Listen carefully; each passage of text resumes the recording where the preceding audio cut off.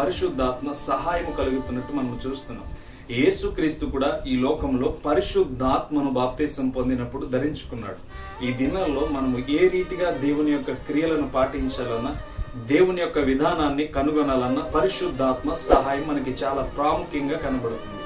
అందుకని మీకు పరిశుద్ధాత్మ గురించి వివరించడంలో కొన్ని విధాలను మీకు జ్ఞాపకం చేస్తున్నాను.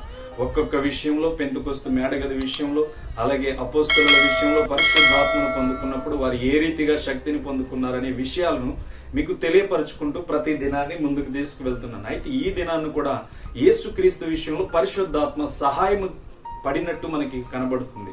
ఈ యొక్క విధానాన్ని బట్టి ఆలోచన చేసినా, ఈ యొక్క విధానాన్ని బట్టి మనము చూసినా గానీ దేవుని యొక్క నియమాల ప్రకారం మన జీవితాల్లో చేయవలసింది ఏంటంటే పరిశుద్ధాత్మ సహాయం తప్పకుండా మనకి కావాలి. పరిశుద్ధాత్మ సహాయం మనకి కావాలి గనుక మనం చేయవలసిన ఒకే కార్యం ఏంటంటే దేవుని యొక్క నియమాల ప్రకారం